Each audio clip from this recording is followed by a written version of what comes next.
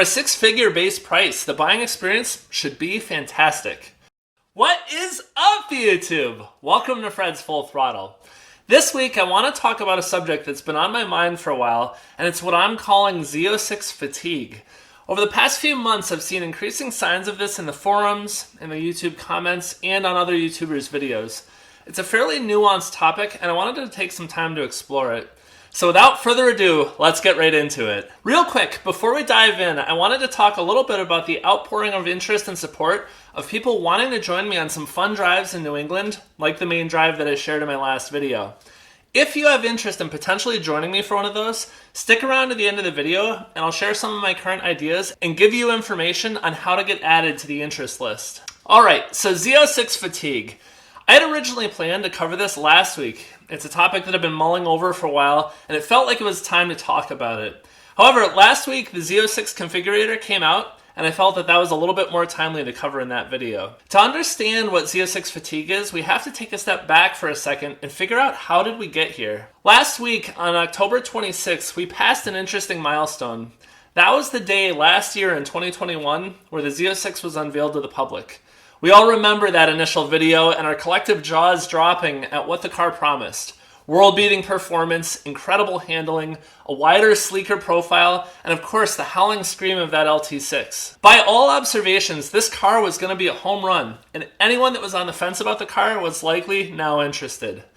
I remember for myself, I was traveling and on vacation. I watched the video at least 3 or 4 times over the next few days, blinking in disbelief at what Chevy had created. The day after I got back, I woke up early, I drove over to McMulkin, and immediately put in my deposit. My initial spot in line was in the 1160s, quite a ways back. But McMulkin said that based on past experience, not to worry, as that as many as half may drop off the reservation list, and I'd likely have the car within a couple of years. Rock on. However, the honeymoon would soon be over. In the coming months, though, there was very little information released by Chevy about the car.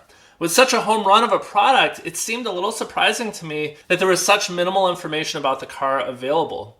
Several months later, a visualizer showed up, and GM started bringing a few examples of the car around to major auto shows, but the real information people wanted was MIA.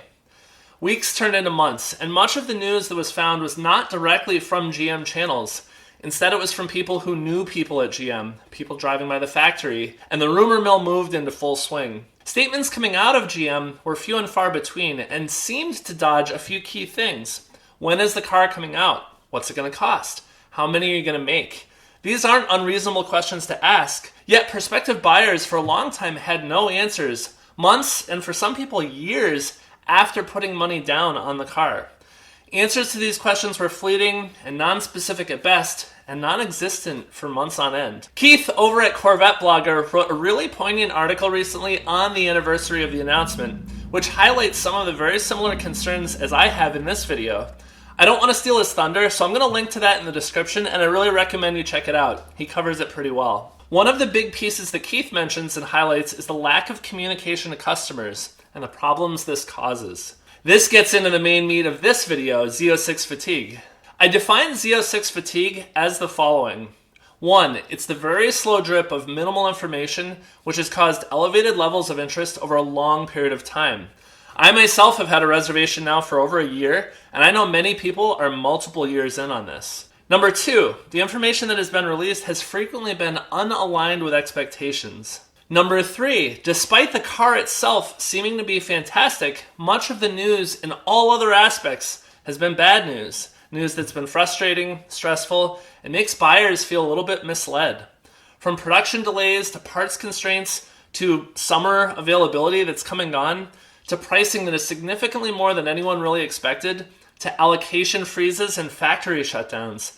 Each of these has been a blow to our enthusiasm and have been difficult to remain positive about, and each one stacks up on top of the ones before it. And finally, number 4, heightened levels of interest and excitement have faded to just being interest, which has then faded into malaise and meh. I want to highlight, though, that by all accounts the car sounds fantastic. It sounds and appears like the goals and targets that GM have set were not only reached but frequently exceeded. Single-handedly, they went out and built essentially a greatest hits of naturally aspirated cars, which I'm guessing will easily be in the Hall of Fame of best driving cars with gas engines ever made. this is not a problem with the car. No, the problem is in communication, and specifically how GM's communication has not really treated customers like valued clients with whom to build relationships with. Buying a fun, expensive, non-essential car should be fun. Most of the people looking to buy this car have worked a large chunk of their lifetime with the goal of owning a car like this. For a six-figure base price, the buying experience should be fantastic. You should have a great sales experience, start to finish. Cars like this have the fun options. What color stitching do I want? What kind of accents, wheels, and colors would really pop? Do I want a convertible or maybe a big wing? But that's not how it's gone so far. Instead, it feels like much of the time we're scrounging for scraps of information, and much of that information adds to the uncertainty, stressing people out about the car, rather than reassuring them and putting their minds at ease. All of this, in my opinion, comes back to communication, and specifically the communication from GM. From GM's perspective, I get it. We're in unprecedented times with unprecedented issues. Labor shortages, raw material shortages, supply chain issues, chip shortages, and massive inflation. I get it. Heck, there's even fires and tornadoes at the factory that have required repairs and stops to production. Any of these things by themselves would be considered a big disruption. However, you, GM, control what information is shared about the car. You have the ability to steer the narrative. Ultimately, how connected and comfortable buyers feel about the car is largely and directly related to what you do or do not say. There is a choice to be made about how you handle that information, good, bad, and in between. Now, I understand marketing, PR, and public image all play into this, and I'm sure that muddies the waters pretty significantly. I'm sure that the stance of not saying anything is chosen largely because of the well, if we don't say it, we can't be blamed for it perspective. Since I'm just some guy on the internet, I'm sure I don't understand all of the nuance and complexity of managing a corporate image. However, I do think there is a middle ground that potentially could be struck rather than primarily being opaque. I'm sure that I'm being a bit idealist and unrealistic, but I'd hazard to say I think honesty isn't a bad approach, even if it isn't always good news to share. Things like, and I'm just going to name a few, but you can extrapolate from here, pricing. Get it out there early, especially if you see the enthusiast community heading in the wrong direction or away from what you intended. Availability. Rather than committing to a specific date or even quarter, such as summer, say that you're targeting a delivery date in X quarter. If you're not going to hit that for whatever reason, then update when you have the info. Update early, update often. Hey, we're targeting summer, but while production has started, things are going a bit slower than we'd hoped, and so now we're targeting Q4. Sure, it's going to make some people upset, but I'd imagine that most would appreciate the transparency. Production challenges, constraints, and delays. By committing to summer, GM painted themselves into a corner, and while they likely did their best to hit that timing, it meant that they had to heavily constrain production, stop allocations, and juggle all sorts of issues in order to hit that window. And since they didn't hit that window for cars in customer hands, now they look worse for having stated all along that target and not actually even hitting it. I could go on, but you get the idea. Now, I will be the first to admit that the above is probably quite idealist. GM's a publicly traded company. They have shareholders and a board to answer to.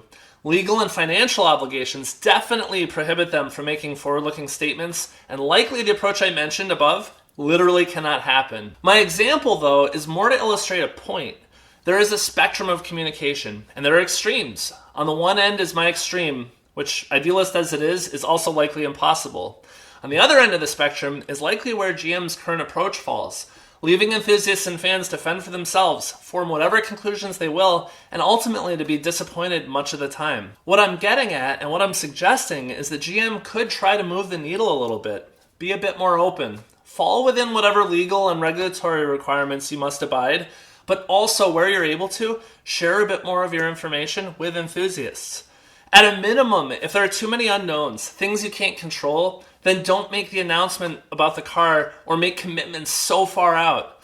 With thousands on wait lists before you even announce the Z06, I don't think you'd really be missing out on being able to sell every single one you produce if you hadn't announced it till summer of this year. The cat's out of the bag for the Z06, but the E-Ray, ZR1, or even the Zora aren't. Cut that feedback loop way down and hold off on announcing anything until all the details are pretty much a sure thing and you don't run the risk of setting targets you can't hit. Fred's take.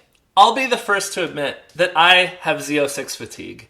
As excited about the car as I am, my patience is slowly waning, and with the benefit of lots of time on my hands while I continue to save, a lot of other what-ifs are slowly becoming more and more compelling alternatives to the car. Likely, you've all noticed over my videos from the last year that I'm an optimist. It takes a lot to bend that for me, and even with all the setbacks, I'm still very excited about the car. But I'm also a pragmatic realist. I know that the car is a stretch for myself financially. I frequently mention function over form as one of my key considerations. When I finally get that call from McMulkin, I will have likely spent tens, if not hundreds of hours thinking things over and very specifically analyzing if ultimately I do want the car or not. It's not very healthy to stay in a constant hype loop on something like this, which is why people are frequently surprised I'm not watching Corvette news every day or even always staying up to speed on the latest news. It seems somewhat counterintuitive as a car and Corvette enthusiast, much less running a YouTube channel about those things. But for me, it's because I don't want to get Z06 burnout and lose all interest in the car. I do think the Z06 is going to be a peach, but I don't want to burn myself out by following the news too closely. What I'll say though is that I was encouraged and honestly a bit surprised at the support I've gotten and the spectrum of answers I've gotten about if the Z06 is worth it over the Grand Sport. I kind of expected everyone to say that the Z06 was the only option, but I was pleasantly surprised at how many said I should consider keeping the manual C7 since I love it. The good news here is that I have plenty of time to decide and no rush to make a choice. I'd be interested to know if any of you are feeling the same way as me, or if it is just me. Let me know your thoughts in the comments. Alright, I'd like to end on a little bit more positive note. The reception to my talk about the main drive was pretty fantastic. Several of you have reached out indicating that you'd be interested in doing a drive like that with me. With that, I'm interested in setting up some sort of a group drive for subscribers in New England this coming year. If you'd potentially be interested, I'm starting a list of those that would like me to reach out to contact them when I do set something up. If this interests you, please send me an email at fredsfullthrottle@gmail.com to ask to be added to the list. Commenting in a video isn't going to get you on the list because I don't have a way to reach back out to you. This is something that I'll be planning outside of YouTube, so please email me if you're interested. I will only use your email for interest in this event specifically and will not share it or give it out to anyone else. I realize not everyone lives near New England, so I apologize that I'm not closer to everyone. Anyway, it'll be interesting to see how much actual interest there is and then go set up some sort of a drive. So with that, thank you for watching. I hope you enjoyed this, and until next time, Fred out!